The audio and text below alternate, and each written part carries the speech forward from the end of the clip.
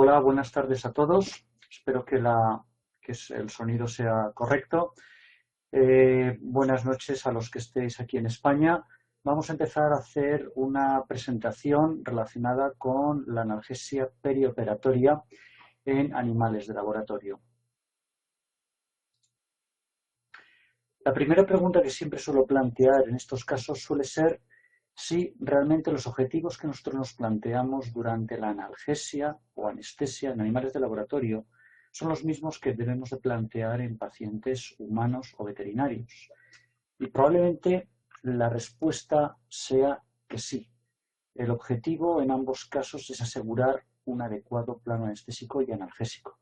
Y por lo tanto terminamos utilizando prácticamente los mismos tipos de combinaciones de fármacos, en este caso, por ejemplo, analgésicos, ¿no? Aunque es verdad que los objetivos son muy distintos. Siempre planteo que en el caso de un paciente el objetivo, el beneficiado, siempre va a ser el paciente, mientras que en el caso del animal de laboratorio esto normalmente no suele ocurrir. ¿Cuáles son las técnicas más adecuadas, por tanto? Pues prácticamente aquellas que estamos viendo en el ámbito de la clínica humana y veterinaria. Utilizamos prácticamente los mismos fármacos analgésicos y las mismas combinaciones. Otro tema distinto es que debamos de realizar diferentes ajustes al respecto.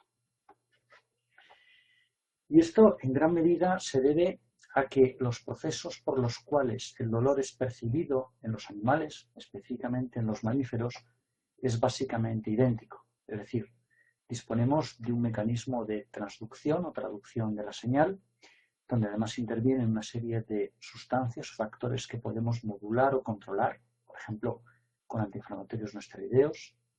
Posteriormente, una transmisión de la señal nociceptiva hasta la médula espinal, que podemos bloquear con anestésicos locales. En la médula espinal existe un sistema de modulación de la señal nociceptiva que incrementa o atenúa la percepción de dolor en los animales y donde realmente nosotros podemos también establecer mecanismos analgésicos, por ejemplo, administrando por vía epidural opioides, anestésicos locales u otro tipo de sustancias. Y finalmente, el cuarto proceso es de la percepción de esa nocicepción traducida en una señal que entendemos como dolor. Y de nuevo podemos utilizar fármacos. Por lo tanto, básicamente vamos a emplear los mismos fármacos y técnicas basados, previsiblemente, entendemos, en los mismos tipos de procesos de percepción del dolor. A lo largo de la presentación vamos a ver una serie de viñetas, como la que vemos en la parte inferior, en la cual nos indican las publicaciones de las cuales hemos podido extraer la información que estamos mostrando. Indicaremos al final dónde ese tipo de información puede ser obtenida a través de una página web. Esta página web se denomina Web del Dolor Animal y su Tratamiento, y en ella, por ejemplo, pues podemos ver aspectos como recomendaciones actuales para la valoración y control del dolor en roedores, o por ejemplo el reconocimiento de dicho dolor también en animales de laboratorio en otra publicación o libro. Vamos a irlos viendo más adelante. Bien, el principal problema realmente que tenemos en el tratamiento del dolor probablemente está derivado de su correcto reconocimiento. Hay una afirmación que viene a indicar básicamente que el dolor que tiene un animal realmente es el dolor que nosotros percibimos como evaluadores. ¿Por qué? Básicamente porque nosotros trataremos el dolor de ese animal tanto en cuanto entendamos o percibamos que el animal tiene dolor. Y por lo tanto, si consideramos que el animal no tiene dicho dolor, no vamos a actuar en consecuencia. Existen numerosas escalas, o realmente quizás no tantas, porque muchas de ellas no están validadas, es decir, no pueden reproducirse en diferentes ambientes o en diferentes laboratorios. Y la mayoría de las escalas están referidas a especies del ámbito veterinario clínico, es decir, por ejemplo, perros o gatos, ¿no? Por ejemplo, aquí en la diapositiva podemos ver cómo disponemos de una de las primeras publicaciones de Firth y Haldane, en la cual desarrollan la denominada escala de evaluación del dolor de la Universidad de Melbourne. Fue de las primeras utilizadas y aunque era un gran avance con respecto a la ausencia previa de este tipo de escalas, realmente ha podido ser mejorada, ¿no? Vemos que hay otras escalas escritas en los siguientes años, del año 1999, y probablemente en los últimos años disponemos de la escala que en el caso de los perros utilizamos de forma más habitualmente, que es la escala de Glasgow para perros. Y también, por otro lado, ha aparecido otra escala que ha desarrollado un grupo brasileño sobre dolor, del profesor Estelio Luna, que también trata de valorar cuál es el nivel de dolor que hay en los diferentes animales y, sobre todo, cuantificarlo de forma que podamos actuar a partir de cierto umbral con fármacos analgésicos. La Sociedad también de Hospitales Americanos también ha desarrollado unas guías de tratamiento del dolor en perros y gatos. Y podemos decir que estas son las especies fundamentalmente beneficiadas del interés inicialmente, pero también del mayor desarrollo del dolor desde el punto de vista clínico, ¿no? Y en este sentido, por ejemplo, podemos ver que ya nos fijamos en aspectos relevantes en la valoración del dolor, como puede ser una pérdida del comportamiento normal. Por otro lado, la aparición de expresiones o comportamientos típicos de dolor o asociados a dolor. La reacción, por ejemplo, a la palpación de la herida, es un factor que se considera muy importante para verificar realmente un animal tiene dolor, porque es el punto, digamos, de mayor estimulación nociceptiva. Y luego también a veces otro tipo de parámetros fisiológicos. El problema es cuando trasladamos esa información de unas especies en las cuales probablemente se haya estudiado más a otras especies en las cuales el desarrollo, digamos, todavía requiere un poco más de tiempo y de trabajo, ¿no? Vamos a poner un ejemplo muy sencillo, incluso en el ámbito clínico, como por ejemplo es cuál es el tratamiento en el caso de los gatos, ¿no? Y aquí llama la atención, y en este caso de un estudio que realizamos en España, como aunque todos los veterinarios consideraban que tanto los perros como los gatos tenían una percepción básicamente idéntica del dolor, lo que veíamos era que después al preguntarles a los mismos veterinarios en qué nivel o en qué porcentaje trataban tras una cirugía, por ejemplo, una orquiectomía, como vemos en este caso, una extracción dental o esterectomía, cirugía abdominal o cirugía ortopédica, veíamos cómo realmente los gatos tenían un tratamiento inferior en cuanto a la administración de analgésicos y probablemente también el tipo de analgésicos administrados con respecto a los perros. Por lo tanto, aparentemente tenemos una concienciación frente al dolor en los animales, pero no actuamos en consecuencia. En este sentido, por ejemplo, en los gatos recientemente ha aparecido una escala validada, es decir, que podemos utilizar y en teoría deberíamos obtener resultados parecidos independientemente de quién realiza la valoración o en qué país se realiza, por ejemplo, ¿no? Y esto lo ha realizado el grupo que decía antes de Estelio Luna en Brasil, en Sao Paulo. De hecho, tiene una página muy interesante que recomiendo visitar, Animal Pain, donde en ella podemos encontrar diferentes vídeos. También, por otro lado, si nos vamos a la web que mostramos al final, vemos la disponibilidad de todos estos recursos y vídeos. Y así, por ejemplo, vamos a ver un ejemplo de cómo valoran, en este caso, una postura anómala o indicadora de dolor, nivel máximo de dolor, en el caso del gato. Ahora vamos, por lo tanto, a iniciar un vídeo. Tracy, you like to start the video, please?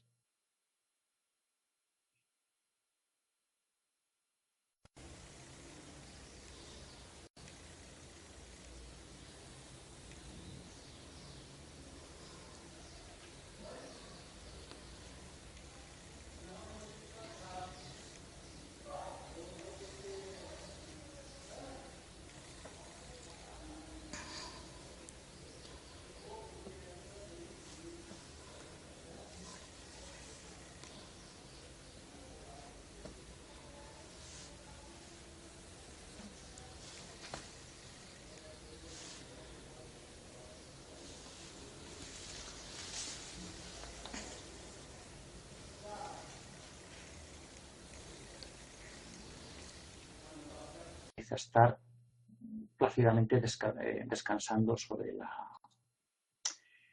su propia cuna, ¿no? O su propia cama.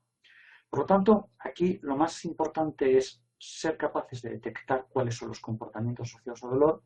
En segundo lugar, tratar de evaluarlos, valorarlos, darle una calificación y posteriormente administrar los fármacos en la forma adecuada. Es verdad que muchas veces podemos anticipar el dolor. Si vamos a hacer o realizar una cirugía, es previsible que el animal tenga dolor postoperatorio. Por lo tanto, administramos analgésicos. Otro aspecto importante es considerar si esos analgésicos realmente han sido eficaces y han bloqueado el dolor o lo hacen básicamente tolerable. Aquí veríamos otros ejemplos de posturas anómalas en el gato.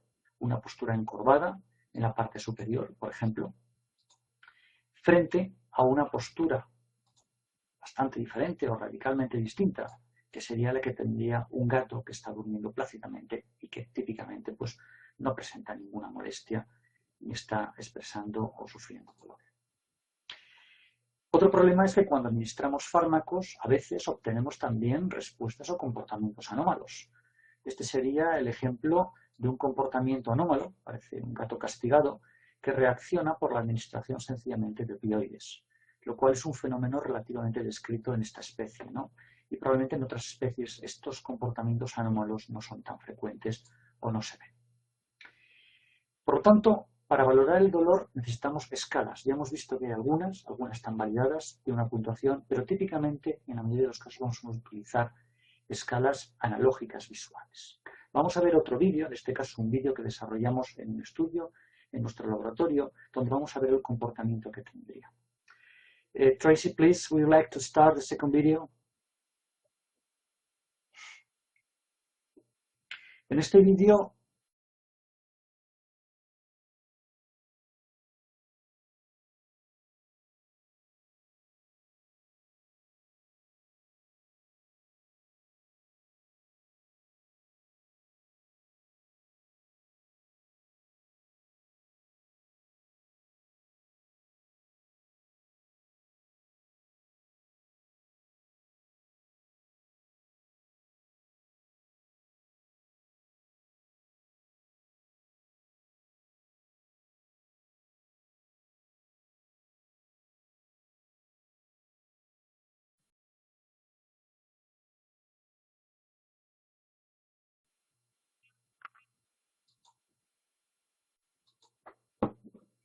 continuamos entonces en que hay sistemas que permiten cuantificar de una forma más adecuada el dolor. En este mismo estudio, nosotros utilizamos, por ejemplo, un dinamómetro que vemos en la parte superior. Este dinamómetro, básicamente, lo que nos permite es establecer un umbral mecánico, es decir, un gato normal tolerará una presión sobre el abdomen, medida normalmente en newtons. Si el animal tiene dolor, la presión que va a soportar va a ser considerablemente menor. Y este tipo de estudios se están realizando cada vez más en el ámbito clínico, probablemente en el ámbito de investigación solo para mostrar estudios, pero no en el ámbito que podamos decir de control de animales de laboratorio en periodo posoperatorio. Si nos fijamos en los resultados que obtuvimos, en este caso en los gatos, vemos cómo los animales, los gatos, que tenían un valor basal de presión de aproximadamente unos 12 newtons, estos niveles disminuían tras la cirugía de una forma considerable. En el grupo control por debajo de 5 newtons. Es verdad que los animales que habían sido tratados o bien con el antiinflamatorio no esteroideo meloxicam o con ácido torfenámico, otro antiinflamatorio no esteroideo, venían a mostrar unos valores también disminuidos con respecto al control, pero diferentes de los que teníamos en el grupo placebo, lo cual empezamos a tener una valoración más objetiva de que realmente los analgésicos están produciendo un efecto. También aquí podemos determinar que este efecto no es total o completo, es decir, no revierte la situación basal de un animal que no tiene dolor. ¿Y qué ocurre en roedores? En roedores creo que todos o prácticamente todos conocemos los trabajos de Paul Flecknell, en los cuales se observa diferentes comportamientos, por ejemplo, tras una cirugía abdominal. Típicamente en la rata, la contracción del músculo cutáneo lumbar, la caída o el arqueamiento del dorso. Y vemos que en animales que no han recibido analgésico, el número de comportamientos es sensiblemente superior a cuando administramos un analgésico que consideramos que es eficaz. Por ejemplo, meloxicam a 2 miligramos por kilo. Estos vídeos están disponibles también, como todos sabemos, a un precio simbólico de 1 libra. Por lo tanto, podemos ver todos los comportamientos explicados en el mismo tutorial. Lo que es sorprendente es el hallazgo en el año 2010 por parte de un grupo de investigación sobre dolor, del grupo de Jeffrey Mogill, la Universidad de McGill, en la cual plantea una hipótesis muy interesante, y es que los animales plantean o tienen una expresión de dolor facial similar a la que tienen las personas, nosotros. De forma que cuando un animal tiene dolor, lo que va a ocurrir es que puede mostrar un cierre de los ojos, de los párpados, comparado, por ejemplo, con lo que sería la situación normal, la abertura normal de los párpados, pero también una contracción de la nariz, también de los carrillos. Las orejas pueden normalmente rotarse hacia atrás y en algunos casos también los bigotes tienden a aplanarse. Este efecto es mucho más evidente aparentemente en los conejos comparado con los ratones, con lo cual también estamos viendo que no solamente son los ratones, sino que probablemente otros roedores, las ratas por ejemplo, los conejos, pueden mostrar este efecto. Curiosamente, en el ámbito clínico veterinario, en el gato siempre se ha hablado de una expresión facial de dolor, pero nunca se ha cuantificado en términos como los que tenemos aquí, en el cual damos una puntuación diferente en función de estos valores. Lo ideal sería disponer de equipos de medida, como tenemos para otras cosas. Y así, por ejemplo, recientemente ha aparecido el Pain Mouse, pero que realmente no era muy eficaz a la hora de valorar el dolor, o también otros sistemas más utilizados en el ámbito de investigación de valoración del dolor, probablemente todavía lejos de su aplicación rutinaria, si no es con el propósito específico. Y por lo tanto, podemos llegar a la conclusión de que esta expresión facial que estamos viendo en esta persona es muy parecida a la que nosotros podamos ver en roedores y quizás debamos de mirar con otra cara a nuestros roedores o a nuestros animales si tratamos de valorar el dolor de una forma acertada. Bien, pero realmente, ¿qué es la anestesia? Si estamos hablando de analgesia perioperatoria, es decir, la analgesia que administramos durante el periodo anestésico. Pues básicamente que necesitamos que un animal esté dormido, lo que denominamos hipnosis, que tenga, por supuesto, analgesia, que permita tolerar el dolor que pueda producir una cirugía, y relajación muscular, que permita al cirujano trabajar cómodamente, y al mismo tiempo también ausencia de respuestas autonómicas, que no haya taquicardias, bradicardias, amnesia. Pero realmente un factor muy importante va a ser siempre la analgesia, siempre que haya un procedimiento que sea potencialmente doloroso. En este sentido, creo que es interesante recordar que aunque el uso de bloqueantes neuromusculares es bastante atípico en el ámbito de investigación, puede producirse y se puede generar una situación que debemos de evitar, que es un animal paralizado pero con un plano anestésico insuficiente, es decir, consciente y que puede percibir en un momento dado dolor. Yo creo que todo el mundo probablemente conoce esta película, en castellano Bajo anestesia, Awake en inglés, en la cual se ve como un paciente sometido a anestesia, pero que está consciente durante todo el procedimiento quirúrgico, una toracotomía para realizar un bypass coronario. Obviamente, esta situación no es agradable y no es deseable ni para este paciente ni para ninguno de nuestros animales. Bien, ¿dónde debemos de nosotros aplicar la analgesia o los analgésicos? Realmente los podemos administrar y de hecho lo hacemos en todas las fases de la anestesia. Podemos administrarlo durante el periodo de la premedicación, es decir, preanestésico. Muchas veces los tranquilizantes, las combinaciones analgésicas incluyen, por ejemplo, un opioide.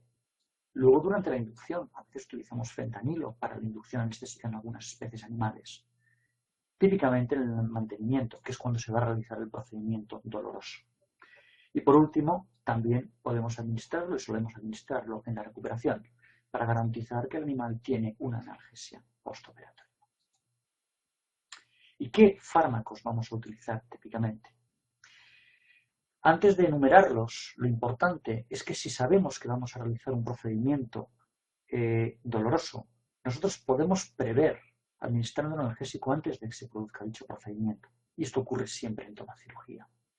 Otro aspecto importante es que rara vez un único fármaco produce un efecto analgésico adecuado y al mismo tiempo carente de efectos secundarios, sobre todo si hablamos del periodo perioperatorio o quirúrgico.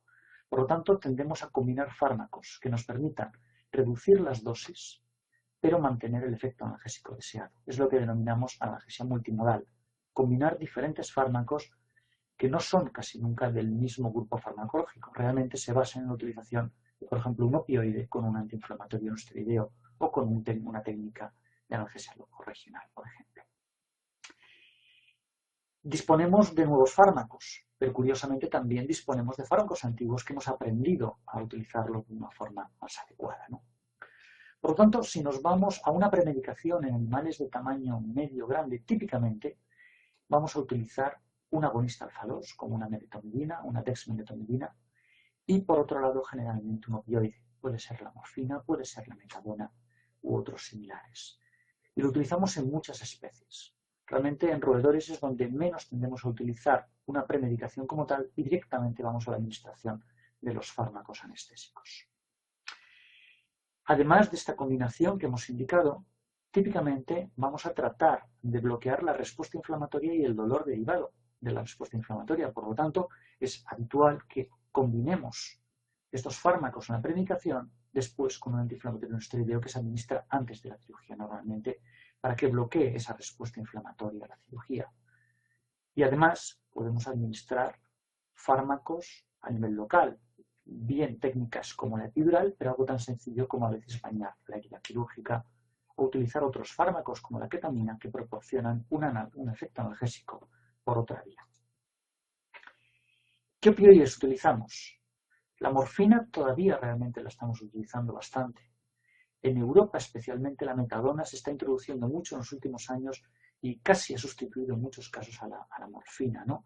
Tiene algunas ventajas, prácticamente una duración de 2-4 horas de analgesia, cubre prácticamente cualquier procedimiento quirúrgico, no produce vómitos, no tiende a producir disforia en algunas especies y por lo tanto pues presenta unas ventajas mientras que mantiene el efecto analgésico, ¿no? Básicamente las ventajas derivadas de menos efectos secundarios. El fentanilo lo seguimos utilizando, es un fármaco barato como los anteriores, útil en muchas situaciones, en la inducción de la anestesia, en el mantenimiento de la anestesia en infusión continua. Y tenemos también otros fármacos más modernos, más caros, como el remifentanilo, que realmente es una modificación del fentanilo que nos permite administrarlo en bomba, de forma que si una bomba de infusión es parada, los efectos analgésicos ceden en muy pocos minutos. ¿Qué fármacos utilizamos durante la anestesia? Si nos vamos, por ejemplo, a la utilización de fármacos para roedores, realmente lo que vamos a ver es que utilizamos fármacos muchas veces relacionados con su duración. Por ejemplo, el propofol o el tiopental sódico. Realmente el propofol, el tiopental se utiliza muy poco, realmente ya en Europa y probablemente en Estados Unidos. De hecho, ha habido problemas de abastecimiento. Pero el propofol tiene un problema, y es que no es un fármaco que tenga unas propiedades analgésicas adecuadas. Por lo tanto, es adecuado para una anestesia poco dolorosa.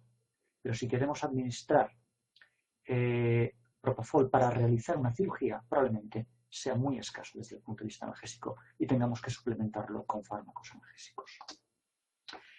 Luego, por otro lado, tenemos los fármacos que más utilizamos para roedores, pero también para otras especies. Fundamentalmente la ketamina, combinada normalmente con sedantes. La ketamina tiene efectos analgésicos, lo mismo que muchos de los sedantes, como por ejemplo los agonistas de los receptores alfa-2, medetomidina o silacina.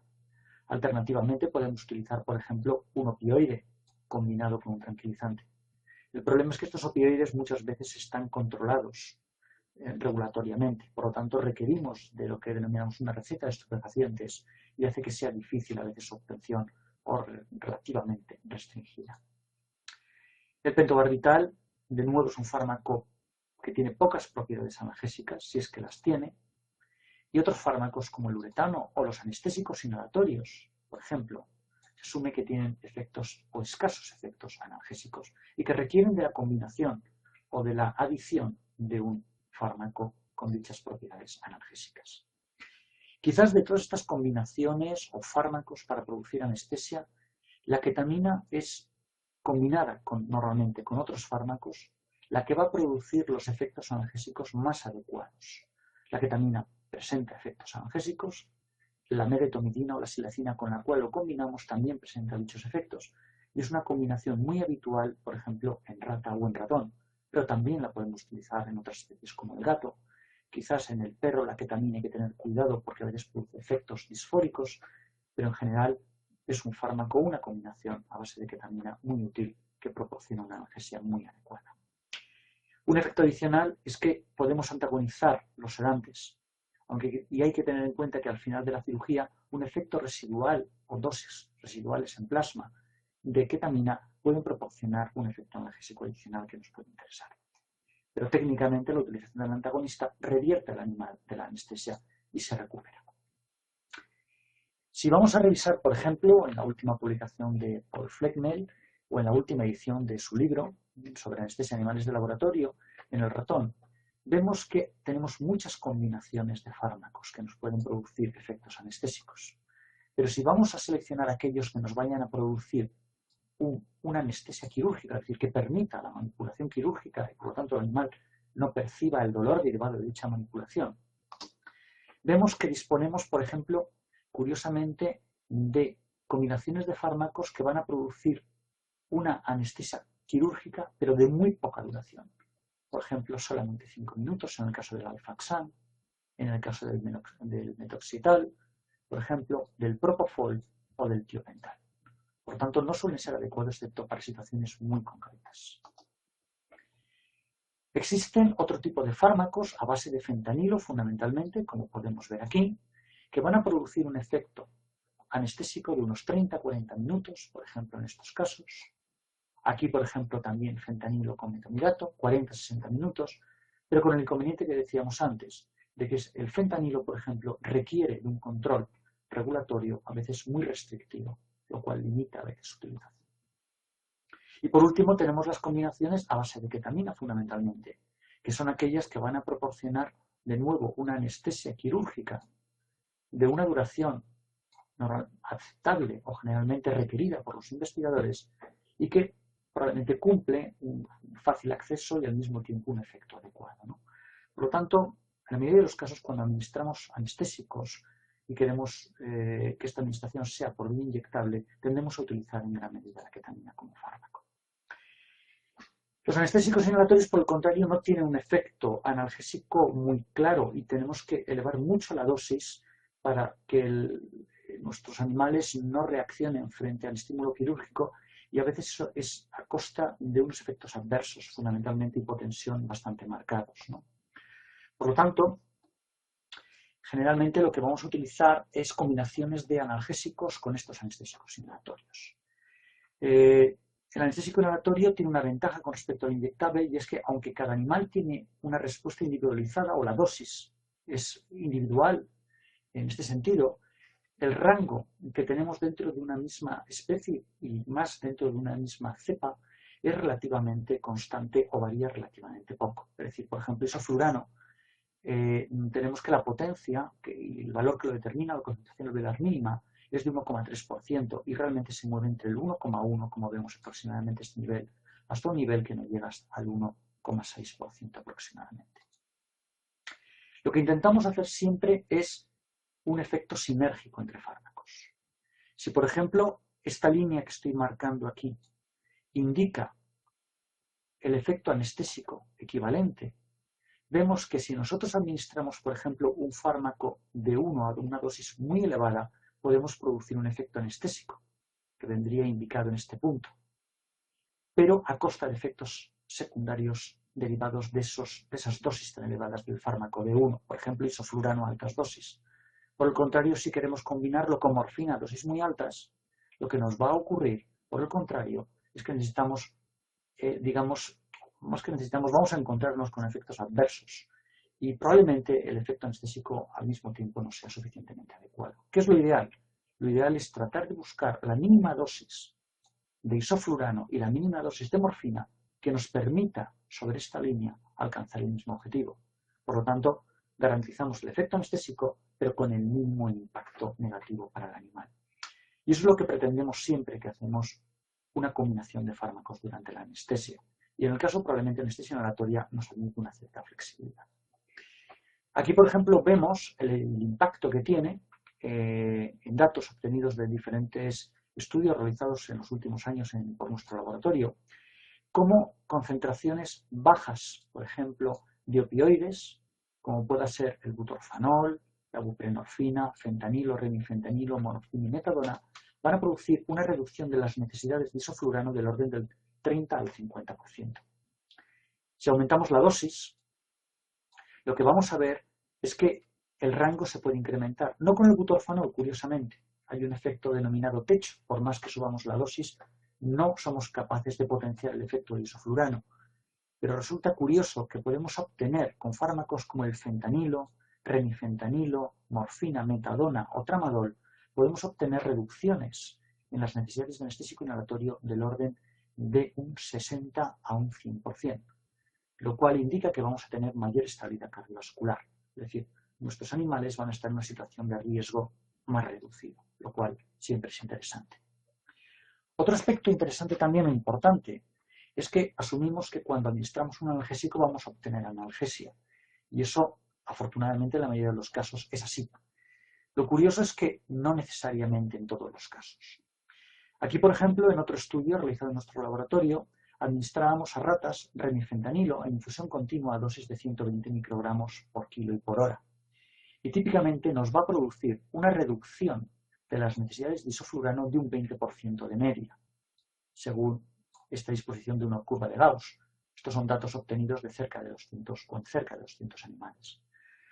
En algunos casos el efecto era muy potente. De hecho, podíamos reducir prácticamente a la mitad el vaporizador o la dosis que administramos en el vaporizador.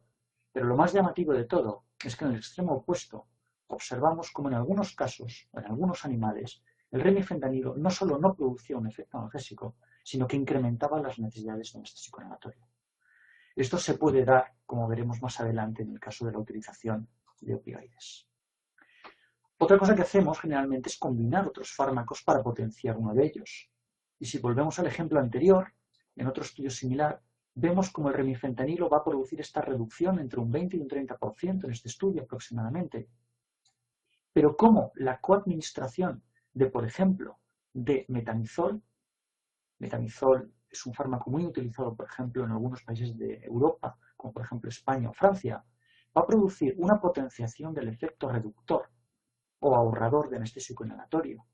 Mientras que, por ejemplo, si no administramos ningún fármaco, vemos que el remifentanilo de hecho pierde potencia, aunque estamos administrando una infusión continua. Por lo tanto, no todas las combinaciones van a ser igual de efectivas. Lo lógico sería tratar de buscar aquellas que produjeran un efecto más adecuado o más potente. Así, por ejemplo, llama la atención un fármaco muy conocido como el paracetamol, el acetaminofén en Estados Unidos o en otros países, que producen también una potenciación, aunque más moderado comparado con el metamizol. Una forma de mantener un efecto analgésico intraoperatorio es la administración por infusión continua de fármacos. Hay muchas combinaciones de fármacos que se pueden administrar por esta vía y que tratan siempre de reducir las dosis de otros fármacos que administramos, típicamente los anestésicos inhalatorios como el isoflurano, como hemos dicho. Aquí, por ejemplo, vemos que tras la administración, por ejemplo, de una inducción con propofol y con fentanilo, podemos realizar un mantenimiento bien con propofol a 0,4 miligramos kilo, o bien con otros fármacos, en este caso utilizaron propofol, o con fentanilo también en infusión continua. La idea es que estas combinaciones en infusión continua mantienen estabilidad de niveles plasmáticos en sangre y, por lo tanto, el nivel de reducción debería ser estable a lo largo de todo el procedimiento quirúrgico y anestésico. Por ejemplo, nosotros utilizamos en perros combinaciones denominadas MLK y FLK, muy conocidas en el ámbito clínico veterinario. MLK viene de la utilización de fármacos como morfina, de ahí la M, lidocaína o ketamina. Y en cambio el FLK lo que va a utilizar es fentanilo en vez de morfina. La realización de esta combinación es muy sencilla. Nosotros vamos a seleccionar un suero de 500 mililitros, en el cual si, por ejemplo, hemos decidido utilizar FLK, es decir, fentanilo, lidocaína, ketamina, vamos a administrar 150 microgramos de fentanilo. Esto supone la administración de 5 ampollas. Vamos a administrar lidocaína, que si, por ejemplo, la obtenemos al 5%, tenemos que utilizar una ampolla de 10 mililitros. Y por último, de ketamina, si la concentración es de 100 miligramos por mililitro, basta con administrar 1 mililitro. Una vez que tenemos esta combinación, nosotros la podemos administrar de forma que damos un bol inicial, una dosis de carga de 3 mililitros por kilo, seguido de una infusión continua de 3 mililitros por kilo y por hora. Es decir, en un animal de 10 kilos, la velocidad de infusión sería de 30 mililitros por hora aproximadamente. Lo curioso de todo es que esta combinación en perros permite reducir las necesidades de anestesio inhalatorio del orden de un 50% o incluso 70%. En cambio, unas pruebas que hemos realizado en cerdos, hemos visto que el grado de reducción es muy bajo o a veces nulo. Por lo tanto, no podemos asegurar que estas combinaciones sean adecuadas si las trasladamos a otra especie en la cual no ha sido comprobado su efecto. Aquí veríamos, por ejemplo, un ejemplo similar en el cual comparamos perros y gatos. Y vemos curiosamente que una dosis, por ejemplo, de remifentanilo a 15 microgramos por kilo por hora en el perro reduce las necesidades de isoflurano aproximadamente un 50%, pero en el gato solamente la mitad, un 23%. Por lo tanto, nos da una idea de que siempre tenemos que ser cautos a la hora de utilizar estas combinaciones si no tenemos específicamente el estudio. Otros fármacos que podemos utilizar es, por ejemplo, la lidocaína. Por ejemplo, una dosis de 50 microgramos kilo minuto vamos a obtener un 15% de reducción y vamos a duplicar o incluso más ese efecto si cuadruplicamos, por ejemplo, la dosis de lidocaína. Por lo tanto, la idea es que tenemos o disponemos de otras combinaciones, otros fármacos que podemos incorporar como analgésicos perioperatorios. Una forma de facilitarlo es disponer de recursos. Por ejemplo, aquí recomendaría echar un vistazo a esta página web de www.vasg.org, un grupo de apoyo a la anestesia y analgesia veterinaria, donde vienen, aparte de mucha información relacionada con la administración y utilidad de los analgésicos, muchas tablas en formato Excel o de otro tipo en la cual nos indican cómo hacer un cálculo de administración de estos fármacos en infusión continua en diferentes especies. Por lo tanto, recomiendo su visita, ¿no? Ya hemos dicho antes que los analgésicos asumimos que son siempre analgésicos. Y uno de los aspectos que estamos viendo últimamente, en estudios que también hemos realizado, en este caso en nuestro laboratorio y concretamente en ratas, es que cuando nosotros administramos, por ejemplo, remifentanilo en infusión continua, esperamos que el efecto que vaya a producir según la dosis sea de una reducción de la CAM con respecto al valor basal, que aproximadamente, pues como hemos comentado, un 20%, incluso un 40%. Lo curioso es que, aun manteniendo la infusión continua en la misma velocidad de administración del fármaco, vemos como a medida que va pasando el tiempo, el efecto se va reduciendo. Es decir, la eficacia del analgésico opiáceo va disminuyendo, fenómeno que denominamos normalmente como tolerancia a opioides. Y lo curioso de todo es que este fenómeno es muy rápido. Este efecto, si vemos la escala de tiempo en la parte inferior, vemos que la reducción de la eficacia a la mitad del analgésico se produce en tan solo hora y media. Es decir, cuando empezamos la infusión del fármaco, vamos a observar cómo tenemos una reducción potente de necesidades de isoflurano, pero que esta reducción es de solo la mitad cuando han pasado aproximadamente 90 minutos. Otra forma de verlo también es cuál es el impacto que tiene la simple administración de una única dosis de remifentanilo, que probablemente tenga un efecto analgésico de pocos minutos, en el umbral de dolor, el umbral mecánico de dolor. Es decir, si nosotros aplicamos una presión en la zona plantar de una rata, vamos a ver que estas ratas van a tolerar una presión definida, basal. Después de administrar remifentanilo en una única dosis por vía subcutánea o intraperitoneal, hemos podido observar, y vemos aquí en el gráfico utilizando los filamentos de Bonfray, cómo durante un periodo que va desde el día hasta los 21 días, 3 semanas, los umbrales disminuyen aproximadamente un 40%. Este efecto se reproduce también cuando, por ejemplo, utilizamos la técnica de Randall-Selito o el test de Randall-Selito, muy similar, y vemos que prácticamente la respuesta es la misma. Una reducción considerable del umbral o la tolerancia que tiene la misma rata a una misma presión que antes no le molestaba y que ahora le molesta. Y esto es simplemente producido por la única administración de un fármaco. ¿Quiere decir esto que los opioides no son adecuados? No, realmente no es ese el factor o el mensaje que quiere dar. Debemos de seguir utilizándolos. Hay que reconocer que estos estudios utilizan animales que no tienen dolor previo. Y se considera que un factor importante es que el opioide o un analgésico es más eficaz o no tiene estos efectos de hiperalgesia en animales que presentan previamente dolor. Es decir, que cuando es necesario el tratamiento analgésico, el analgésico funciona aparentemente mejor. ¿Qué ocurre con los AINES, con los antiinflamatorios no esteroideos?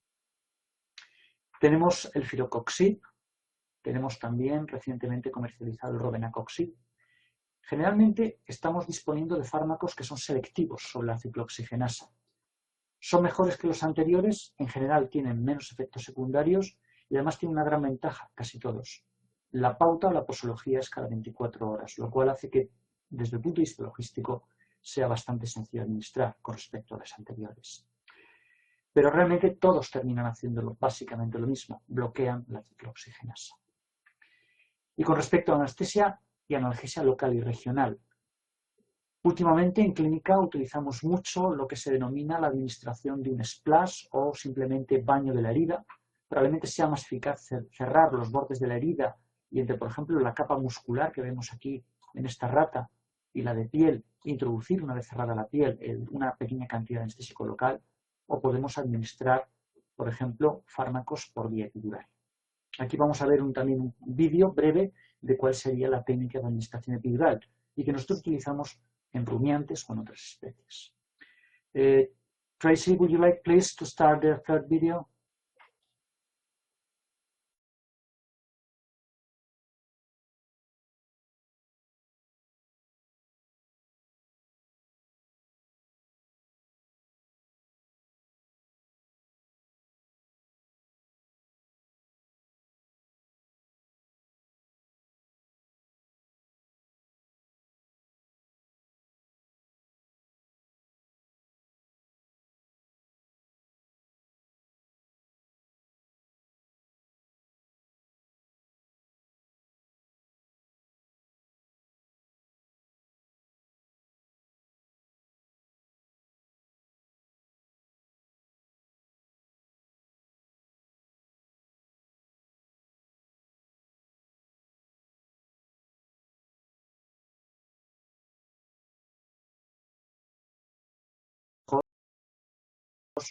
Lógicamente, pues tiene un poco más de dificultad en roedores.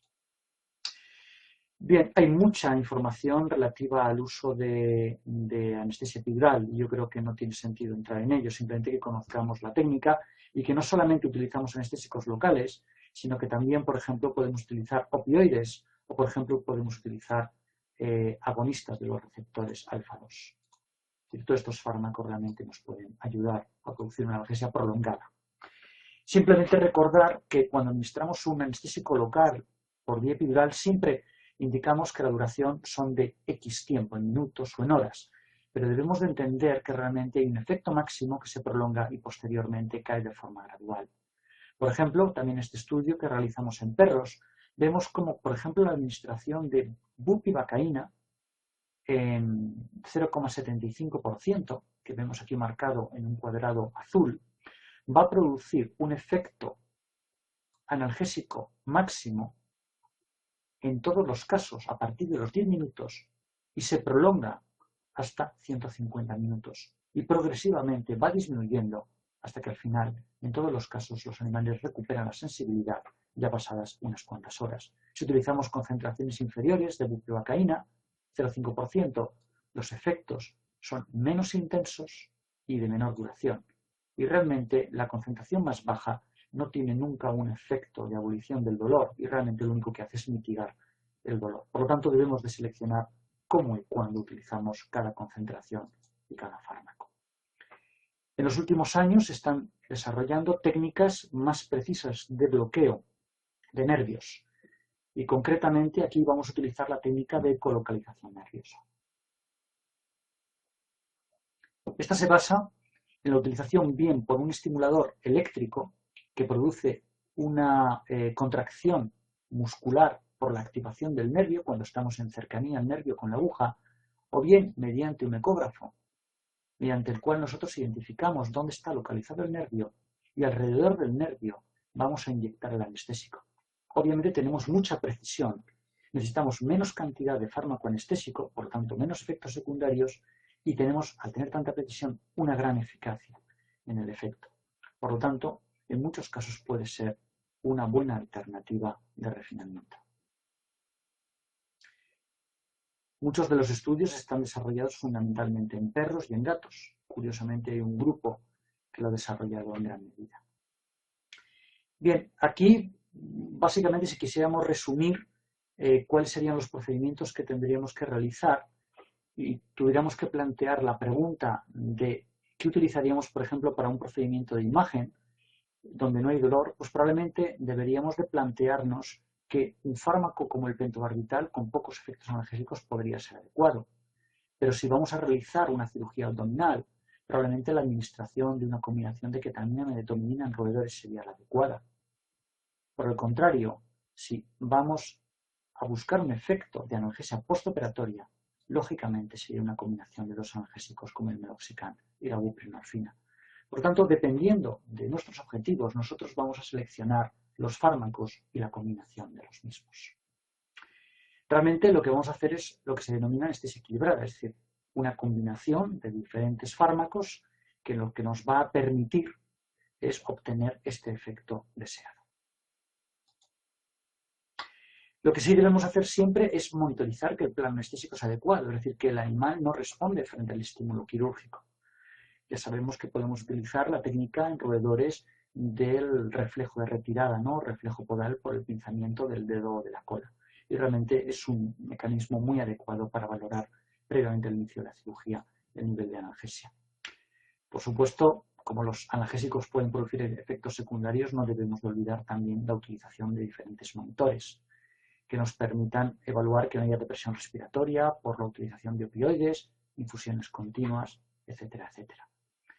Y la recuperación analgésica, la recuperación anestésica, no analgésica, debemos de hacer un buen soporte analgésico. Debe ser siempre una rutina, siempre que hagamos cualquier procedimiento que vaya a producir dolor. Típicamente vamos a incorporar un antiinflamatorio no esteroideo. Aquí la determinación de nuestros objetivos de investigación y las limitaciones sobre los resultados en algunos modelos experimentales que, por ejemplo, pues puede interferir. Deberíamos probablemente de buscar una alternativa. Los opioides muchas veces son una alternativa a la utilización de antiinflamatorios no esteroideos, pero siempre debemos tener en cuenta que no los sustituye y que de hecho son complementarios. Y la máxima eficacia normalmente analgésica la vamos a obtener cuando hacemos dichas combinaciones. Si queremos plantear, por ejemplo, un protocolo analgésico que dure, por ejemplo, varios días, probablemente la utilización de carprofeno meloxicam una vez al día, la dosis adecuada, y combinada durante probablemente el primer día o las primeras horas con un opioide como la buprenorfina o el tramadol, ya que tanto la buprenorfina como el tramadol vienen a producir una analgesia de unas 6-8 horas en el primer caso y de 12 a 24 horas en el segundo caso. Por tanto, la cinética debe ser un factor que siempre debemos de tener en cuenta a la hora de decidir qué fármacos vamos a utilizar. ¿Qué otros fármacos o qué otras opciones tenemos postoperatorias? Antes hemos indicado el baño de la herida. Una alternativa al baño de la herida, que es algo tan sencillo como cuando estamos cerrando la herida quirúrgica, simplemente depositar una pequeña cantidad de anestésico local, bupivacaína, normalmente mejor que la lidocaína porque la duración suele ser entre 2 y 4 veces superior. Pero otra forma también es colocar un catéter. Y de esta forma lo que hacemos es empapar la herida quirúrgica periódicamente. Por ejemplo, tras una amputación, que es un procedimiento muy doloroso, lo que podemos hacer es administrar, a través de ese catéter introducido dentro de la herida y microperforado, administrar el anestésico local cada 6 horas. También se han utilizado en los últimos años parches de opioides, pero realmente su diseño ha sido para medicina humana y por lo tanto su utilización, mejor dicho, su eficacia ha sido probablemente inferior a la deseada, aparte del precio que podría tener. Quizás un avance en este sentido es la comercialización de un gel de fentanilo. Este gel se denomina Recubira y lo distribuye la compañía farmacéutica Elanco, es disponible tanto en Estados Unidos, entiendo que también en Canadá y en otros países. En Europa también ha habido un lanzamiento mundial en el año 2013 y su aplicación es muy sencilla, se calcula un volumen de fármaco por kilo de peso y se administra. Quizás la principal pega que tiene o dificultad es que no se recomienda para animales que tengan un peso probablemente inferior a 1 o 2 kilos por el volumen que hay que administrar. Por lo tanto, todavía no existen estudios que hayan demostrado la eficacia en especies de pequeño tamaño como puedan ser los roedores, ¿no? La gran ventaja de la administración es que es muy sencilla, no duele, evidentemente, se deposita en la base del pelo, y la analgesia dura 4 días. Por lo tanto, tenemos una cobertura analgésica muy prolongada. ¿Qué ocurre si todo lo que hemos planteado, que es aparentemente ideal, no funciona? Pues que debemos reevaluar permanentemente el dolor y volveríamos a la primera parte de la conferencia. Es decir, debemos de evaluar mediante tablas, mediante escalas, si la pauta analgésica que nosotros hemos diseñado inicialmente funciona o no funciona. Si aparentemente los resultados de dichas valoraciones o escalas son adecuados, mantenemos la pauta, pero si nos indican que puede haber dolor, deberíamos de modificarla de forma adecuada. Por lo tanto, disponemos de diferentes algoritmos que nos permiten de una forma relativamente sencilla plantearlo, ¿no? Como este algoritmo que vemos aquí. Y ya para terminar, simplemente pues dar una indicación de dónde podemos encontrar recursos. Y aquí sugiero que aquellos que puedan estar interesados pues puedan acudir a lo que denominamos la web del dolor. La web del dolor se denomina www.doloranimal.org. Es una página web que hemos desarrollado en mi centro y donde el objetivo básicamente es seleccionar aquellas referencias que consideramos más relevantes en el ámbito del dolor y la analgesia en animales y que, digamos, podamos presentar de una forma sencilla, filtrada inicialmente, pero también comentada en muchos casos, y donde podemos encontrar desde publicaciones hasta vídeos, algunos de ellos de acceso gratuito, otros recursos, como por ejemplo la página sobre infusiones continuas, etcétera, etcétera. Si además accedemos demostrando nuestro interés, por ejemplo, por diferentes especies, vamos a encontrar de forma selectiva solo información de aquellas especies en las que podemos estar interesados.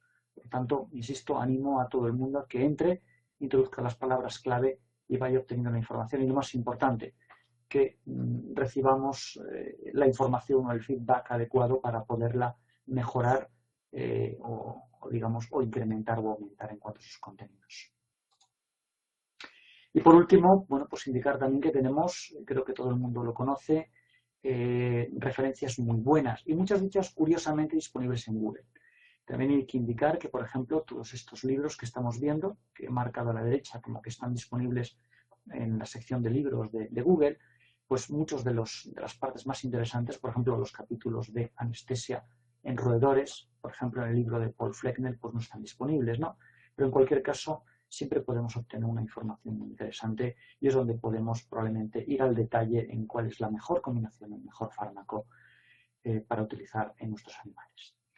Y nada más por hoy, por ahora por lo menos, y muchas gracias a todos por la atención y estaríamos preparados pues, para ver las preguntas o respuestas que podamos tener, ¿no? Entonces, aquí tenemos, hemos recibido aparentemente 4 respuestas, por lo que estoy viendo aquí, que las voy a ir comentando. Y entonces la primera pregunta, si soy capaz de valorarla correctamente, nos indica: Ignacio, por favor, explica cuando dices que ciertas anestesias no tienen propiedades analgésicas, por ejemplo, pentobarbital. Bien, voy a tratar de explicarlo. Cuando nosotros administramos, hicimos una prueba hace ya bastantes años, en este caso, bueno, creo que nos lo pregunta Marcel Pérez-Gentil, digamos, creo que uno de los organizadores, ¿no?, de este evento. Probablemente es para resaltar que a veces puede crear confusión esta situación. Realmente lo que ocurre es que si nosotros administramos, por ejemplo, propofol a cerdos en infusión continua, estos aparentemente están anestesiados. Si nosotros pinzamos el dedo accesorio, lo que va a ocurrir es que el cerdo típicamente va a retirar la extremidad como una demostración respuesta de dolor, como el reflejo de retirada que utilizamos en los roedores. Si nosotros incrementamos la dosis de propofol, porque podría ser insuficiente, entonces lo que va a ocurrir es que el cerdo entra en apnea, es decir, tiene un efecto de presión respiratoria muy marcado para la respiración y por lo tanto tenemos que iniciar una ventilación mecánica. Curiosamente, si pinzamos de nuevo el dedo accesorio, lo que vamos a observar es que el animal sigue retirando la extremidad. Por lo tanto, es un indicador claro de que hay un efecto hipnótico, es decir, el animal está dormido, no responde a estímulos auditivos, si gritamos probablemente no responda, si le tocamos no responde, pero en el momento que le hacemos daño, el animal responde. Por lo tanto, es un efecto típicamente hipnótico y con escaso si hay efecto analgésico. Es verdad que no podemos descartar que hay un ligero efecto analgésico. No sé si de esta forma he tratado de traducir que el pentobarbital quizás no podemos digamos, encasillarlo como fármaco que no vaya a producir un efecto analgésico, porque realmente podemos intervenir en animales solamente con pentobarbital. De hecho, se ha hecho en millones de animales y probablemente en algunos centros todavía se está haciendo. Pero es verdad que la eficacia no es muy buena y generalmente cuando un animal responde, a veces cuando aumentamos la dosis entramos en la zona de peligro, donde empiezan los problemas de presión respiratoria, efectos generalmente cardiovasculares también negativos. Por lo tanto, si queremos ganar en seguridad y al mismo tiempo garantizar la analgesia, normalmente estos fármacos suelen tener una pobre analgesia, porque probablemente decir que no son analgésicos quizás no sea el término más adecuado, pero no se les confiere un efecto analgésico claro o evidente. Hay otros fármacos que claramente sí lo tienen. No sé si hay alguna duda al respecto y si no, pues intentamos aclararlo más adelante. Bien, Laura Vanessa nos pregunta, soy completamente ignorante en el tema, no lo creo, mi pregunta es, ¿estas combinaciones de medicamentos se aplican en una sola dosis o cada uno por separado? Generalmente las combinamos todas. Cuando hablamos de que administramos ketamina, medetomidina, normalmente son fármacos compatibles y además tiene una ventaja, no hay que pinchar 2 veces a los animales. Por lo tanto, creo que hasta ellos también lo van a agradecer. Clínicamente lo hacemos también. Los fármacos, normalmente, cuando son incompatibles, normalmente tenemos alguna advertencia y la anestesia no suele ser lo habitual. Aquí pregunta alguien si hay posibilidad de establecer una versión en inglés de la presentación. Bueno, mi acento es el mismo probablemente del que tengo aquí, pero bueno, podría haberlo dado y lo podemos plantear. Veremos cómo lo podemos hacer con la organización. Probablemente también, también se refiere solamente a las diapositivas. Es posible que en este caso sí se puedan plantear. Tengo alguna versión y bueno, veríamos a ver cómo podríamos trasladarlo más adelante. La pregunta Mark Smith, pregunta, ¿qué anestésico y analgésico perioperatorio o protocolo recomienda para una enfermedad Parkinson en un modelo de ratón? Pues lamento decirlo que no lo sé, debería de ver el modelo concreto. Y este es un problema habitual, es decir, cada enfermedad tiene su particularidad. He trabajado con muchos modelos animales, pero no con el Parkinson concretamente. Lo que sí es verdad es que se sabe, hay información, por ejemplo, que anestésicos como los inhalatorios tienden a producir acúmulo del beta-amiloide. Y por lo tanto, en pacientes susceptibles, que fundamentalmente podrían ser neonatos o geriátricos, parece ser que hay disfunción cognitiva en el periodo posoperatorio, probablemente asociado al uso de anestésicos. En algunos casos se ha asociado directamente a la utilización de anestésicos inhalatorios. Por lo tanto, a lo mejor la anestesia inhalatoria no sería el fármaco ideal, pero insisto, son estudios en unas situaciones muy concretas y no es un efecto que esté claramente descrito. Javier Benito nos pregunta, ha dicho usted que el metamizol tiene más potencia analgésica que el paracetamol. ¿Existe algún estudio que indique cómo afectan estos anestésicos o analgésicos a la cama en ratas? Bueno, aquí lo que tendría que decir es que también es un factor que depende de la dosis. Nosotros hemos utilizado dosis concretas. Hemos visto un efecto con una dosis, es verdad, muy alta de metamizol y aparentemente el efecto es pues, bastante más adecuado que el paracetamol o el acetaminofén. Pero yo aún así creo que lo importante es buscar aquellas combinaciones de fármacos que potencien o se potencien los efectos que deseamos.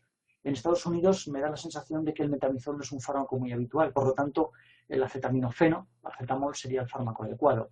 En Europa podríamos utilizar una de las dos combinaciones, la que tengamos más a mano. Un factor logístico siempre es importante. Otra pregunta que también realiza es que si creo que en el futuro habrá una traslación de los métodos de valoración nociceptiva que se utilizan en mi investigación.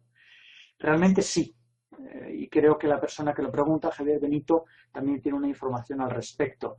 Los métodos de valoración de umbrales mecánicos y umbrales térmicos, lo que se denomina métodos de valoración sensorial cuantitativa, realmente probablemente van a ser en el futuro los más utilizados porque son mucho más finos o fiables por la información que obtenemos que las valoraciones sobre el comportamiento. Pero hay pocos estudios y la mayoría se han desarrollado fundamentalmente en perros y en gatos. Deberemos de esperar para ver si el efecto se puede reproducir en otras especies de interés, por ejemplo, como cerdos, rumiantes, hay algunos estudios en rumiantes o roedores fundamentalmente. Otra pregunta de Ángel Naranjo nos pregunta, un saludo también, ¿qué tal funciona el ibuprofeno en agua de bebida en roedores? Yo siempre he sido muy crítico con la administración de fármacos en la bebida y es por una razón, sobre todo al principio o al inicio del tratamiento, que a veces es cuando más nos interesa, sobre todo si es perioperatorio, porque el dolor es máximo inmediatamente después de la cirugía. Y es que primero los animales pueden beber menos y segundo, que cuando detectan a veces un sabor raro y la mayoría de los fármacos no están saborizados adecuadamente, los animales tienden a reducir la ingesta. Por lo tanto, la dificultad es que se consiga obtener la dosis adecuada de fármaco. Es la principal limitación. Si previamente se hacen pruebas piloto donde se demuestra que la ingesta es adecuada y se valora o se ajusta, pues probablemente pueda funcionar. Y sé que en algunos centros se hace, ¿no? Por lo tanto, creo que hay que valorarlo en cada caso. María del Mar Martínez nos pregunta, trabajo con ratones inmunodeprimidos que anestesio habitualmente con isoflurano, no tengo efectos secundarios perceptibles. ¿Crees que sería beneficioso añadir antes de la cirugía un AINE un opioide? Si el hecho de que no tengo efectos secundarios perceptibles es que generalmente y afortunadamente los animales de laboratorio son animales sanos, lo cual quiere decir que el impacto que puedan tener los anestésicos inhalatorios se compensa por la propia fisiología sana del animal. Entonces ahí tenemos una gran ventaja. No sería lo mismo si estamos hablando de modelos donde el animal presente una depresión de sus funciones por el propio modelo experimental o la patología que se ha inducido, ¿no? Sería un primer aspecto importante. En cualquier caso, ¿sería bueno poner un AINE y un opioide? Si se va a realizar un procedimiento doloroso, creo que sí, debería. Si estamos hablando de, por ejemplo, en el trabajo, por ejemplo, para inducción del cáncer, pues habría que ver la posible interferencia que podría tener en una inducción, por ejemplo, del cáncer y si retrasa. Yo creo que muchas veces, si hay algún retraso, sería muy temporal, porque la evolución, por ejemplo, del tumor podría ser de bastantes días o semanas, mientras que a lo mejor el tratamiento es del primero, segundo, tercer día, como mucho, ¿no? Por lo tanto, yo creo que habría que valorarlo en cada caso, y si hay dolor, obviamente creo que sí, habría que utilizar un antiinflamatorio esteroideo y un opioide si además el dolor es intenso conjuntamente. Hay una última pregunta de Charo Sánchez, también de Lidibel, en Barcelona, que comenta que yo administro en ratón 100 microlitros de un cóctel al 50% de ketamina, medetomidina para revertir 100 microlitros de atipamezol. Es correcto. Necesito saber la concentración de ketamina y medetomidina, porque obviamente tiene una concentración predefinida y casi seguro que probablemente la concentración final es para una dosis del orden de 80-100 miligramos kilo de ketamina, probablemente de medetomidina del orden de 1 miligramo kilo, probablemente, y de atipamezol típicamente suele ser la dosis 5 veces superior a la dosis de medetomidina. Por lo tanto, si se utiliza 1 miligramo serían aproximadamente 4 o 5 miligramos de atipamezol. Si coinciden con esas dosis, entra dentro del rango que está descrito en la mayoría de las publicaciones, básicamente. Pero insisto, podemos hablarlo más adelante, pero ahora, si no tengo la concentración, no puedo determinarlo. Tenemos una última pregunta, en este caso de Ruth Molano, de la Universidad de Miami, que nos comenta, en términos de efectos antiinflamatorios, ¿cuáles analgésicos tienen mayor efecto antiinflamatorio y cuáles menos? En algunos modelos experimentales es deseable tener analgesia con mínimo efecto antiinflamatorio y generalmente se recomienda buprenorfina. ¿Puede recomendar otras opciones? Y en el caso opuesto en el que se desee fuerte efecto antiinflamatorio, ¿cuál analgésico puede ser más apropiado? Realmente yo creo que la contestación la podemos centrar en que hay el grupo de los antiinflamatorios no esteroideos que suelen tener un efecto antiinflamatorio que se entiende similar, probablemente más en función de la dosis y por lo tanto si mantenemos la pauta, el mantenimiento de esa dosis y por lo tanto la duración del efecto. Y luego, por otro lado, tenemos fundamentalmente el paracetamol. El paracetamol, el acetaminofén o acetaminofeno en Estados Unidos, es un fármaco que no se considera antiinflamatorio no esteroideo. Se considera que es un fármaco que tiene un efecto fundamentalmente analgésico y antipirético. Por lo tanto, si queremos eliminar el efecto antiinflamatorio, podría ser una opción. La buprenorfina no es un antiinflamatorio no esteroideo, es un opioide, por lo tanto no tiene dicho efecto. También sería adecuado y proporciona analgesia. Ambos fármacos, acetaminofén y buprenorfina, vienen a durar 6-8 horas. Por lo tanto, sería conveniente establecer una pauta de administración en ese periodo. A veces se ha descrito 8-12 horas para la buprenorfina, pero eso implica que no es una dosificación diaria y eso a veces limita mucho su administración. Creo que no hay ninguna pregunta más y por lo tanto, pues nada, muchísimas gracias a todos los que habéis podido aguantar aquí hasta el final. Espero que no haya producido mucha anestesia y bueno, pues abierto a cualquier pregunta y contacto que pueda haber por parte de todos. Hay una pregunta más final de Mark Smith.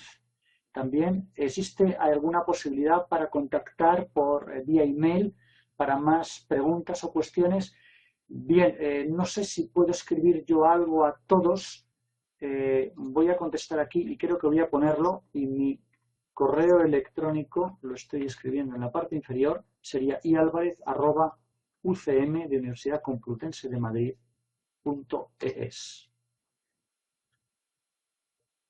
Y he contestado, creo que solamente a lo mejor a una sola persona, pero bueno, si el resto lo ha oído, ahí estaría. Y si no, pues bueno, pues estaré encantado a través de la organización u otra vía, pues también suministrar mi correo electrónico y contestar cuantas preguntas se consideren. Muchísimas gracias a todos por todo.